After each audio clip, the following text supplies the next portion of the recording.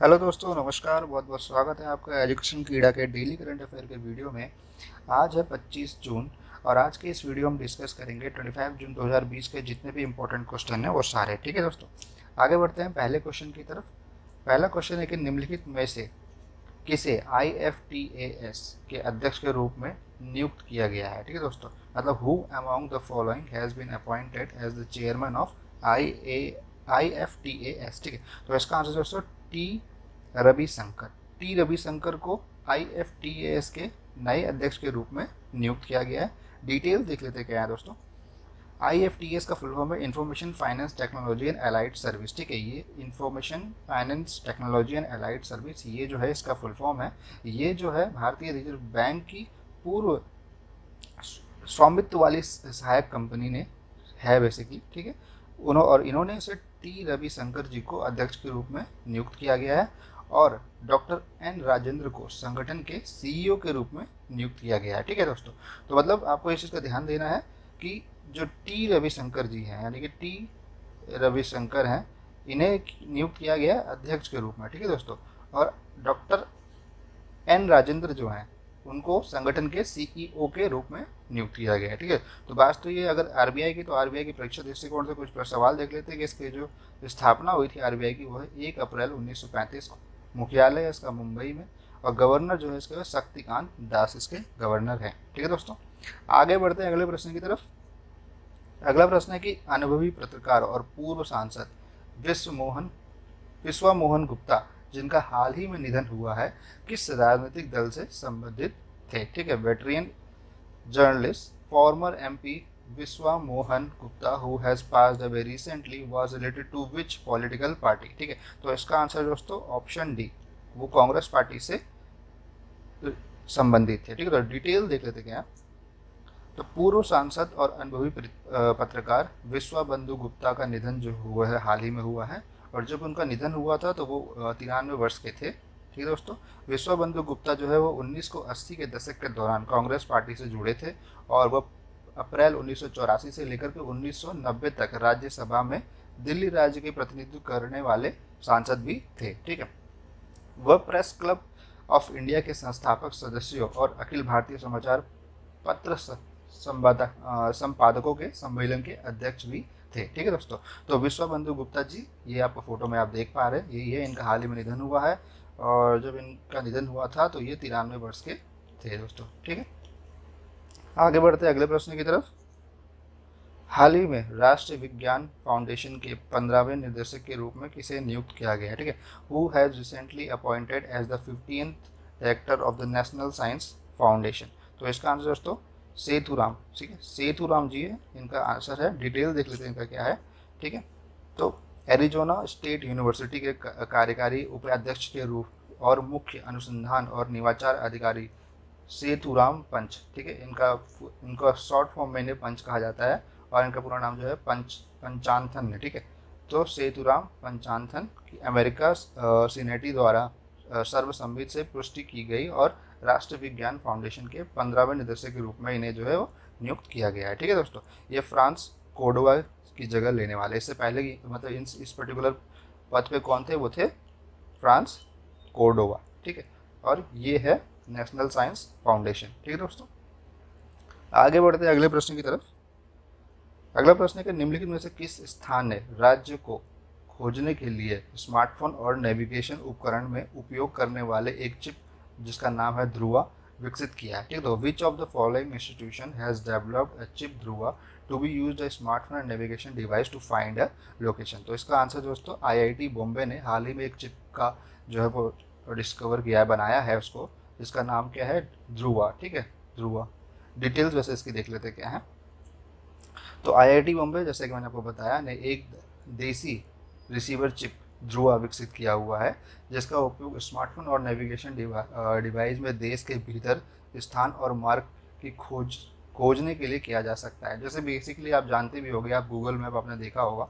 ठीक है, तो गूगल मैप का जो काम है बेसिकली वही काम जो करेगा ये ध्रुवा चिप। ठीक है, ठीक है, ध्रुव को भारत के NAVIC समूह के नेविगेशन उपग्रह के साथ USA ग्लोबल पोजिशनिंग सिस्टम आधारित उपग्रहों के संकेत मिलेगा, ताकि वो सभी मौसम के स्थायी के अनुसार इनकी सही निर्धारण जो है वो कर सके। ठीक है, आईआईटी बॉम्बे के छात्र और शोधकर्ताओं द्वारा 18 महीने से रेडियो फ्रिक्वेंसी रिसीवर चिप जो है वो डिजाइन की गई थी।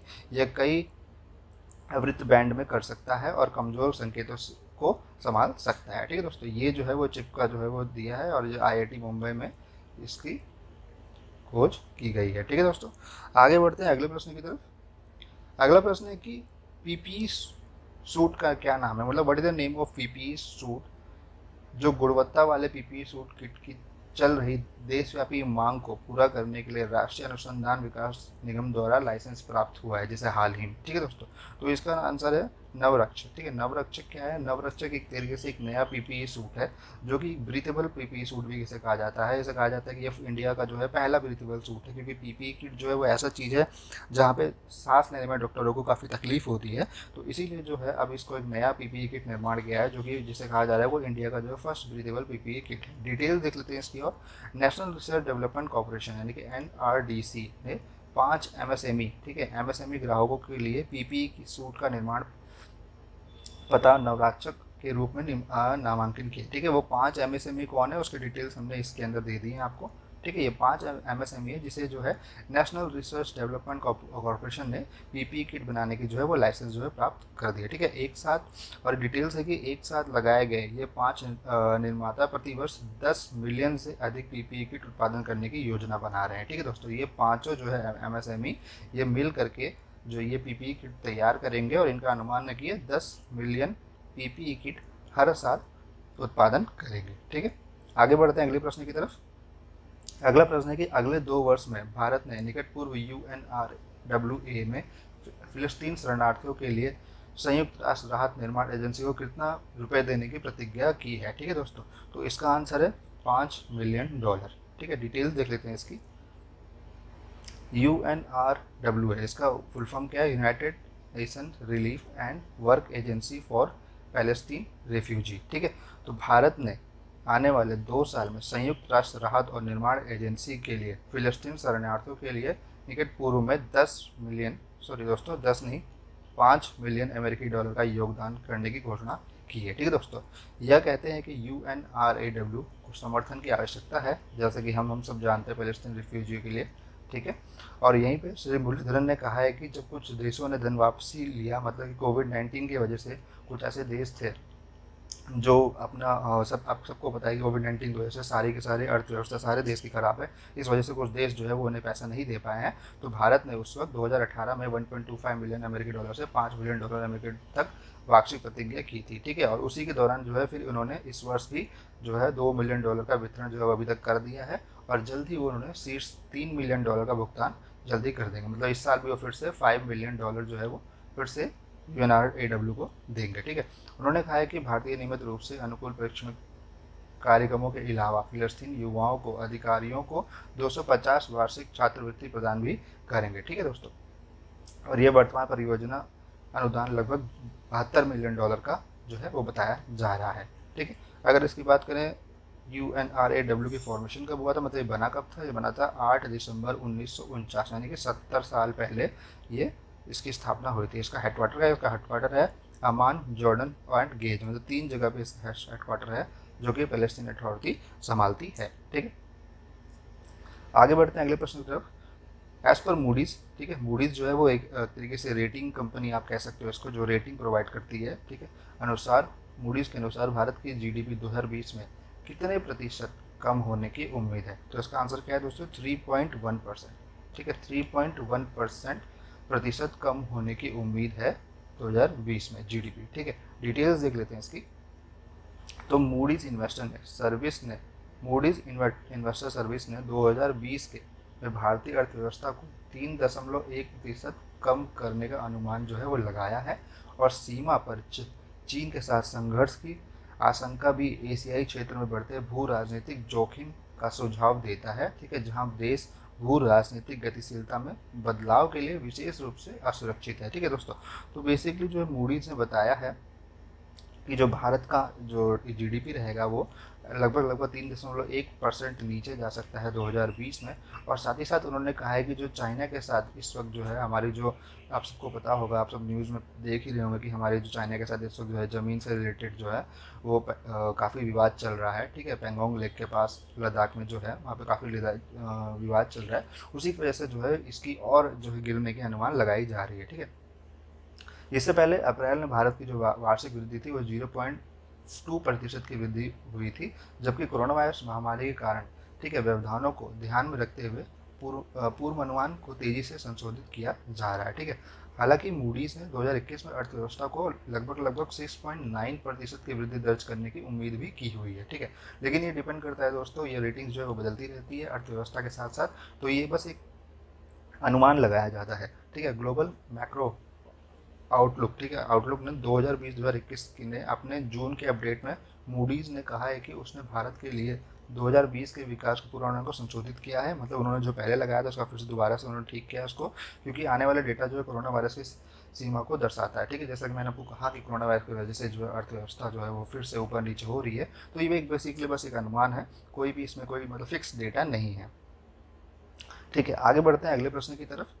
अगला प्रश्न है कि मानव संसाधन विकास मंत्री रमेश पोखरियाल निशंक, ठीक है, ये फोटो में आप देख पा रहे हैं, रमेश पोखरियाल निशंक ने देश के उच्च शिक्षा संस्थानों में व्यवस्थित स्टार्टअप से संबंधित तकनीकी और सूचनाओं की सहायता के लिए शुरू की गई पहल का नाम बताइए, ठीक है। तो इन्होंने जो पहल का नाम शुरू किया वो युक्ति, ठीक है, YUKTI, युक्ति पहल की इन्होंने स्थापना की है। और HRD minister, human resource department minister जो रमेश पोखरियाल, जिनको आप इस तस्वीर में देख पा रहे हैं, ठीक है। डिटेल्स देख लेते हैं इस सवाल की, ठीक है। तो केंद्रीय मानव संसाधन विकास मंत्री रमेश पोखरियाल निशंक ने युक्ति युवा भारतीय कोविड-19 ज्ञान प्रौद्योगिकी और नवाचार के साथ गठबंधन के दूसरे चरण की शुरुआत जो है वो की है। बेसिकली अगर देखा जाए तो ये युक्ति का 2.0 वर्जन है, ठीक है। इससे पहले युक्ति जो है वो 11 अप्रैल को लॉन्च किया गया है। जैसे कि आप ये देख पा रहे हैं कि मानव संसाधन विकास मंत्री ने इससे पहले 11 अप्रैल को 2020 को युक्ति वेब पोर्टल का लॉन्च किया था। तो ये बेसिकली 2.0% जो है लॉन्च हुआ है, ठीक है। तो पोखरियाल ने कहा है कि श्री पोखरियाल जी ने कि युक्ति जो है 2.0, युक्ति के जो इससे पहले जो युक्ति 1.0 आई थी उसके जो है संस्करण को फिर से उन्होंने अच्छे से देखा है और जो अपनी जानकारी जो है इस वर्जन में उन्होंने बढ़ाने की कोशिश की हुई है, ठीक है। उन्होंने ये भी बताया है कि युक्ति के पुराने संस्करण को सभी परिणाम जल्द ही जो है वो जारी कर दिए जाएंगे, ठीक है दोस्तों। आगे बढ़ते हैं अगले प्रश्न की तरफ कि किस संगठन ने हाल ही में WHO और संयुक्त राष्ट्र के साथ मिलकर कोविड-19 से लड़ने के लिए हाथ मिलाया, ठीक है। तो इसका आंसर है इंटरनेशनल ओलंपिक कमेटी, जिसको आप यहाँ पे देख पा रहे हैं, ठीक है।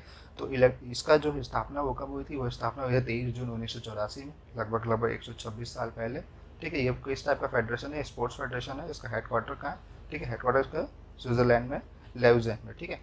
इसके मेंबर्स की डिटेल जो है वो यहाँ पे हमने दे रखी है, ठीक है। ऑफिशियल लैंग्वेज क्या है इसका, फ्रेंच है, ठीक है, इंग्लिश एज द होल। और कंट्री लैंग्वेज जो है जब भी जिस भी कंट्री के लिए होता है उस कंट्री के हिसाब से नेसेसरी देखा जाता है। प्रेसिडेंट्स कौन है और इसके, जैकेस रॉक, प्रेसिडेंट है इसका थॉमस बैच, जनरल डायरेक्टर है क्रिस्टोफर द कीपर। और इसकी ऑफिशियल वेबसाइट है www.olympic.org, ठीक है। ये ओलंपिक वही ओलंपिक है जो आप जिसके चिन्ह से आप देख पाए थे कि जिस ओलंपिक में जो है सारे देश मिलकर जो गेम खेलते हैं और अपना स्वर्ण पदक या सिल्वर पदक जो है जीतते हैं, ठीक है दोस्तों। आगे बढ़ते हैं अगले प्रश्न की तरफ कि इंदिरा रसोई योजना किस राज्य ने शुरू की थी, विच हैज़ लॉन्च इंदिरा रसोई योजना। तो इसका आंसर है राजस्थान, ठीक है। डिटेल देख लेते हैं। राजस्थान के मुख्यमंत्री जो है वो अशोक गहलोत ने घोषणा की है कि उनकी सरकार जल्द ही गरीबों को इंदिरा रसोई योजना शुरू करेगी ताकि यह सुनिश्चित किया जा सके कि राज्य में कोई भी भूखा ना सोए, ठीक है। इस योजना के तहत, ठीक है, रियायती दरों पर शुद्ध और पौष्टिक भोजन जरूरतमंदों को दिन में 2 बार प्रदान किया जाएगा और मुख्यमंत्री ने कहा है कि ये चीज़ की डिटेल्स जो है वो दी जाएगी, ठीक है दोस्तों, ठीक है। इसी के साथ साथ उन्होंने ये भी बताया है कि ये लगभग इस योजना में 100 करोड़ रुपए खर्च जो है वो करने वाले हैं, ठीक है। गहलोत जी ने यह भी कहा है कि इस योजना को सफल अगर किया गया, मतलब कि अगर सफल क्रियान्वयन के स्थानीय और गैर सरकारी संगठन को भी शामिल किया जाएगा इस प्रभावी निगरानी सूचना प्रौद्योगिकी की मदद करने के लिए, ठीक है। मुख्यमंत्री ने अपने आधिकारिक निवास से वीडियो कॉन्फ्रेंस के माध्यम से कोविड-19 की जागरूकता अभियान के लिए एक राज्य स्तरीय उद्घाटन बैठक संबंधित कर रहे थे। ठीक है, बैठक के दौरान उन्होंने 5 अलग अलग प्रकार के पोस्टर, ऑडियो और जिंगल और वीडियो फिल्म की लॉन्च भी की है। ठीक है, इस अभियान से रिलेटेड। ठीक है, और उन्होंने स्वास्थ्य मिशन और यूएनएफपी द्वारा जागरूक अभियान के प्रचार सामग्री और उपकरणों से भरे 5 मोबाइल वैन को भी हरी झंडी जो है वो दिखाई है। ठीक है दोस्तों, तो बेसिकली जो है इस पूरा जो उन्होंने इंदिरा रसोई योजना की जो शुरुआत की वो इसलिए की है कि चूँकि कोविड-19 की वजह से अभी आपको पता है कि बहुत सारे ऐसे लोग हैं जो हमारे प्रवासी मजदूर हैं, जिनको नौकरी नहीं मिल पा रही है, जो काम नहीं कर पा रहे हैं, जिनके घर में रोज़ाना आमदनी नहीं हो पा रही है, उनको खाने का प्रबंध, उनके सोने का प्रबंध करने के लिए जो है वो इंदिरा रसोई योजना की शुरुआत की गई है, जिसका जो है अभी वो 100 करोड़ रुपए तक खर्च करने की उम्मीद राजस्थान सरकार ने बताई है। ठीक है दोस्तों, आगे बढ़ते हैं अगले प्रश्न की तरफ। राजस्थान देख लेते हैं। अगर राजस्थान की बात हुई है तो मैप में आप ये देख पा रहे हैं, ये राजस्थान है। इसकी राजधानी कहाँ है? जयपुर है। मुख्यमंत्री अशोक गहलोत है। राज्यपाल है कालराज मिश्रा। लोकसभा की सीटें हैं 25, राज्यसभा की सीटें हैं 10, विधानसभा की सीटें हैं 200। ये है कुछ प्रमुख राष्ट्रीय उद्यान। ठीक है, माउंट आबू नेशनल पार्क, ठीक है, डेसर्ट नेशनल पार्क, ठीक है, और उसके बाद ये कुछ डिटेल्स हैं। ठीक है दोस्तों, आगे बढ़ते हैं अगले प्रश्न की तरफ कि सरकार द्वारा संचालित कोविड-19 अस्पताल में 50,000 वेंटिलेटर की आपूर्ति के लिए पीएम केयर फंड द्वारा कितने राशि का भुगतान किया गया है? ठीक है, how much amount has been paid by the PM care fund for the supply of 50,000 ventilator to the government run कोविड-19 हॉस्पिटल। ठीक है, इसके लिए इन्होंने 1500 करोड़, यानी कि ऑप्शन सी जो है वो बिल्कुल सही है, 1500 करोड़ रुपए का पीएम केयर फंड से पैसा दिया हुआ है, जो कि किस लिए दिया है? 50,000 वेंटिलेटर को लाने के लिए। ठीक है दोस्तों, 50,000 वेंटिलेटर को डिफरेंट अलग अलग राज्यों के अलग अलग कोविड-19 अस्पताल में देने के लिए ये इस 1500 करोड़ का सरकार ने ऐलान किया है। डिटेल देख लेते हैं इसकी। और सभी राज्यों और केंद्र शासित प्रदेशों में सरकार द्वारा संचालित कोविड-19 अस्पताल में 50,000 मेड इन इंडिया वेंटिलेटर की आपूर्ति के लिए 2,000 करोड़ रुपए को दिया गया है। माफी चाहूंगा दोस्तों, यहाँ पे 1500 करोड़ नहीं है इसका आंसर है 2,000 करोड़। ठीक है, डी ऑप्शन इसका सही है। ठीक है, डिटेल देख लेते हैं आगे इसके अलावा प्रवासी मजदूर के कल्याण के लिए 1,000 करोड़ रुपए की भी इन्होंने प्रस्ताव जो है वो रखा है। जो 50,000 वेंटिलेटर में से करीब करीब 30,000 वेंटिलेटर जो है वो भारत इलेक्ट्रॉनिक लिमिटेड द्वारा निर्मित किया जाएगा। ठीक है, मतलब स्वदेशी वेंटिलेटर। और 2,923 वेंटिलेटर अब तक निर्मित किया गया हुआ है। इनमें से 1,340 वेंटिलेटर पहले ही राज्य और केंद्र शासित प्रदेशों के में वितरित किया जा चुका है। ठीक है, यह वेंटिलेटर महाराष्ट्र, दिल्ली, गुजरात, बिहार, कर्नाटका और राजस्थान को दिया गया है। मतलब कि जो अब तक वितरित हुए हैं 1,340 वेंटिलेटर, ये इन राज्यों में वितरित किया गया हुआ है। ठीक है दोस्तों, इस महीने के अंत तक सभी राज्यों और केंद्र शासन शासित प्रदेशों को अतिरिक्त 14,000 ठीक है पंखे भी वितरित किए जाएंगे। ठीक है, इसके अलावा प्रवासी मजदूरों के कल्याण के लिए राज्य और केंद्र शासित प्रदेशों को 1,000 करोड़ रुपए की पहल की जारी किया जा चुका है। ठीक है, इस सहायता का उपयोग प्रवासी के आवास, भोजन, चिकित्सा उपचार और परिवहन की व्यवस्था के लिए किया जाएगा। मतलब कि जो अभी 1,000 करोड़ रुपए देने के लिए जो सरकार ने ऐलान किया हुआ है, वो जो है प्रवासी मजदूरों के लिए भोजन, चिकित्सा उपचार और परिवहन के लिए खर्च किया जाने का अनुमान लगाया गया है। ठीक है दोस्तों, आगे बढ़ते हैं अगले प्रश्न की तरफ। अगला प्रश्न है कि उत्तराखंड क्रिकेट टीम के मुख्य कोच कौन बने हैं? ठीक है, who has become the head of Uttarakhand cricket team? ठीक है, इसका आंसर है वसीम जाफर। ठीक है, डिटेल देख लेते हैं इसकी। पूर्व भारतीय सलामी बल्लेबाज वसीम जाफर, ठीक है, उत्तराखंड क्रिकेट टीम का मुख्य कोच नियुक्त किया गया। बाकी वसीम जाफर है कौन? वसीम जाफर ये है, ये बेसिकली रणजी ट्रॉफी ज़्यादा खेला है इन्होंने। ठीक है, और ये रणजी ट्रॉफी खेलने में सबसे ज़्यादा रन बनाने वाले खिलाड़ी भी हैं। ठीक है, वसीम जाफर, आप इस बात को ध्यान रखिएगा, ये एक बहुत ही इंपॉर्टेंट क्वेश्चन है कि सबसे ज़्यादा रन रणजी ट्रॉफी में किसने बनाया है, किस बैट्समैन ने? वो है वसीम जाफर। ठीक है, एक टीम के साथ और लीड ट्रेनर के रूप में ये उनका पहला स्पेल होगा। मतलब कि एज अ कैप्टन किसी भी क्रिकेट टीम के लिए साथ खेलना, ये जो है वसीम जाफर का जो फर्स्ट मैच होगा। ठीक है, और उन्होंने हाल पिछले जो मार्च में ही अपने पद से जो है रिटायर हो गए थे वो। ठीक है, और उसके बाद उन्होंने अब उनको जो है अब वो उत्तराखंड क्रिकेट टीम का हेड कोच बना दिया गया है। ठीक है, बात हुई उत्तराखंड की, तो डिटेल्स देख लेते हैं मैप में। उत्तराखंड भी रेड हाईलाइटेड मैप में देख पा रहे हैं। इसका जो राजधानी देहरादून है, मुख्यमंत्री त्रिवेंद्र रावत, राज्यपाल है बेबी रानी मौर्य, राज्यसभा सीटें हैं 5, लोकसभा सीटें हैं 5, राज्यसभा सीटें हैं 3, विधानसभा सीटें 71। ये कुछ प्रमुख राष्ट्रीय उद्यान है यहाँ पे, और प्रमुख बांध जो है वो टिहरी बांध। ठीक है दोस्तों, आगे बढ़ते हैं। ठीक है, तो इस वीडियो में दोस्तों बस इतना ही। अगर आपको वीडियो पसंद आई हो इसे लाइक जरूर करिएगा, शेयर जरूर करिएगा, और हमारे यूट्यूब चैनल को जरूर सब्सक्राइब जरूर करिएगा, ताकि आप ये वीडियो जो है रोज़ देख सकें। हमारा ऑफिशियल वेबसाइट है educationkida.info। ठीक है, हमारे प्ले स्टोर में ऐप भी है, वो भी आप एजुकेशन कीड़ा के नाम से प्ले स्टोर में देख सकते हैं। और हमारा फेसबुक पेज है दोस्तों, ये है, अगर आपको हमारे फेसबुक पेज पे लाइक करिएगा, ताकि ये जो है आपको डेली न्यूज़ मिल सके। ठीक है दोस्तों, तब तक के लिए नमस्कार, धन्यवाद।